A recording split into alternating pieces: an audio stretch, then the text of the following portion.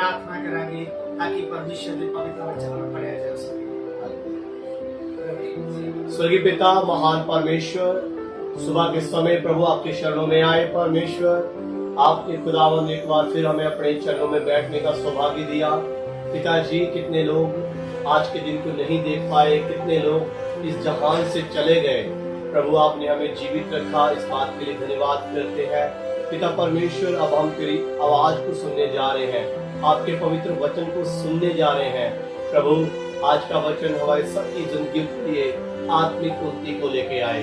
पिता, हम प्रार्थना करते हैं, तेरे दास को तेरे हाथ में सौंपते हैं। पवित्र आत्मा, आप अपने दास का नियंत्रण लें, हमसे बातें करेंगे। यीशु मसीह के सामर्थी नाम से मांगते हैं, आमीन आमीन आमीन। Hallelujah, praise the Lord. Praise the Lord.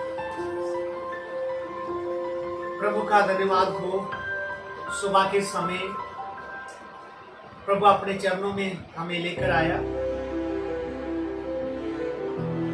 मैं तरनतारण से जलंधर एरिया ब्यालपुर में पहुंचा हूँ।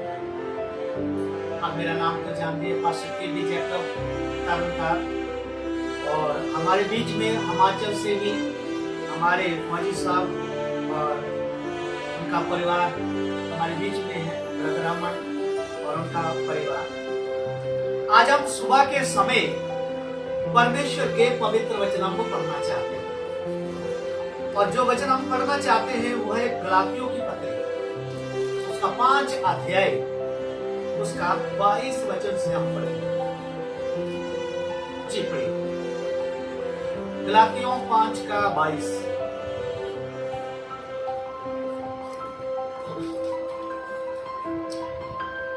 पर आत्मा का फल प्रेम, आत्मा यानी पवित्र आत्मा, परमेश्वर की आत्मा। ध्यान से सुनना और समझना। एक तो मनुष्य की आत्मा और दूसरा है दुष्ट आत्मा। लेकिन इधर जो हम परमेश्वर का वचन पढ़ रहे हैं वो पवित्र आत्मा के बारे में, परमेश्वर के पवित्र आत्मा के बारे में इधर बताया जा रहा है। जी, पर आत्मा का फल प्रेम, आत्मा का फल प्रेम, आनंद, आनंद, शांति, शांति, धीरज और धीरज, कृपा, कृपा, भलाई, भलाई, विश्वास, विश्वास, नम्रता जी, और संयम है। तो इधर हम परमेश्वर के पवित्र वचनों से पढ़ा है, पवित्र आत्मा जिस क्षण हमारे जीवन में आता है,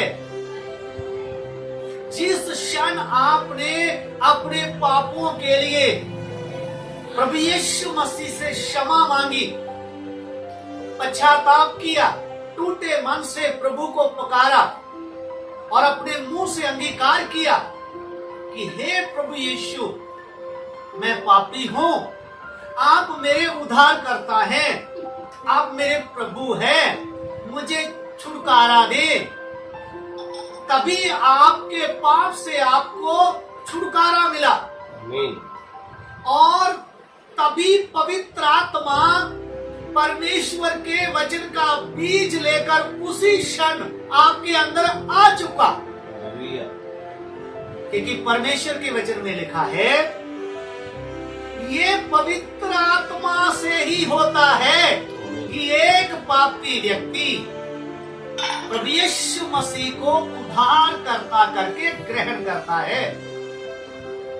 सो उसी क्षण पवित्र आत्मा आपके अंदर आ चुका। जितने भी भाई बहनों ने प्रभु यीशु मसीह के ऊपर विश्वास किया, आपके अंदर पवित्र आत्मा परमेश्वर के वचन का बीज लेकर आया और आपका नया जन्म हुआ, नया मनुष्य तो उत्पन्न हुआ। और जब पवित्र आत्मा हमारे भीतर आता है, अंदर आता है, तभी ये 9 फल जो पवित्र आत्मा में है पूरे के पूरे हमारे अंदर आ जाते हैं। पवित्र आत्मा के 9 फल और 9 वरदान भी है। तो अभी हम वरदानों के बारे में बात नहीं करेंगे, फलों के बारे में बात कर रहे हैं। और इधर में हमने पढ़ा है, जरा एक बार फिर से पढ़े। पर आत्मा का फल प्रेम, प्रेम, आनंद, आनंद, शांति, शांति, धीरज, धीरज, कृपा, दयालगी, भलाई, भलाई, विश्वास, वफादारी, नम्रता और संयम है। इधर में 7वां जो शब्द हमने पढ़ा है वो है विश्वास। ये पवित्र आत्मा का फल है जो हमारे अंदर आ चुका है। सो आपके अंदर विश्वास का फल भी होना बहुत ही जरूरी है। और बहुत बार विश्वासी बहनों भाइयों के जीवन में, सेवकों के जीवन में ये विश्वास का फल प्रकट नहीं होता। इसी कारण से विश्वासी लोगों के घरों में, परिवारों में झगड़े उत्पन्न होते हैं, कचहरी जाते हैं, थाने में जाते हैं, कितनी बातें आगे बढ़ जाती है। अगर आप विश्वासी हो तो आपके अंदर विश्वास का फल होना बहुत ही जरूरी है। इसीलिए जिसके अंदर विश्वास का फल प्रकट नहीं होता, आप कितने विश्वासी हैं भाई जो अपनी पत्नी के ऊपर विश्वास नहीं करते हैं, और कितनी विश्वासी बहनें हैं जो अपने पति के ऊपर विश्वास नहीं करती है। जिसके साथ विवाह हुआ, जीवन भर का बंधन हो गया, जीवन भर जुड़े रहने का आपने इकरार कर लिया, वादा कर लिया, उसके ऊपर आपको विश्वास नहीं, तो आपके अंदर पवित्र आत्मा का ये फल नहीं है, नहीं है। अगर पति विश्वासी है तो पति के अंदर ये फल होना बहुत जरूरी है। आप अपनी पत्नी के ऊपर पूरा विश्वास करें। पत्नी विश्वासी है तो पत्नी के अंदर भी ये फल होना जरूरी है। आप अपने पति के ऊपर विश्वास करें। ये नहीं कि आप उनका फोन देखते रहें, चोरी चोरी चेक करते रहें, लोगों से पूछते रहें ये किधर जाता है, किधर आता है, इतनी देर क्यों होगी, ये क्या हो रहा है। पति ऐसा ना बोले मेरी पत्नी किधर गई थी, अब किससे पूछ कर गई थी, कहां थी, किसको फोन लगाया, मुझे फोन दिखाइए, मैसेज किसको किया। ध्यान से सुने, ये अविश्वास है, ये विश्वास का फल नहीं है। आज वर्तमान समय में कलीसियाओं में कितने ऐसे विश्वासी हैं जो अपने ही अगुआ के ऊपर, अपने ही पास्टर के ऊपर विश्वास नहीं करते। तो भाई आपके अंदर विश्वास का फल नहीं है। कितने सेवक हैं जो सेवा तो करते हैं, प्रचार करते हैं, दूसरों को वचन बताते हैं, अब्राहम के विश्वास की बात करते हैं। भाई साहब, आपके अंदर विश्वास का फल होना भी बहुत जरूरी है। अपने जीवन को ध्यान से देखें। अगर आपके अंदर विश्वास का फल नहीं है, आप किसी के ऊपर विश्वास नहीं करते हैं, घर के लोगों के ऊपर विश्वास नहीं करते, बच्चों के ऊपर विश्वास नहीं करते हैं, दासों के ऊपर विश्वास नहीं करते हैं, विश्वासियों के ऊपर विश्वास नहीं करते, तो फिर आपके अंदर विश्वास का फल है ही नहीं है। अविश्वास का फल है आपके अंदर। विश्वास का मतलब क्या है आपको मालूम भी चल गया। विश्वासी मुझे पूरी बात नहीं बता रहा, फिर भी आपने 100% उसके ऊपर विश्वास करना है। यह परमेश्वर का स्वभाव है। आप जब रेडी में जाते हैं, फ्रूट खरीदते हैं, आपने पैसा पूरा दे दिया, लेकिन कुछ लोग होते हैं, सारे नहीं, कुछ लोग होते हैं जो पैसा तो पूरा लेते हैं लेकिन चीज सही तरीके से नहीं देते हैं। आपने देख लिया, फिर भी आप विश्वास करें।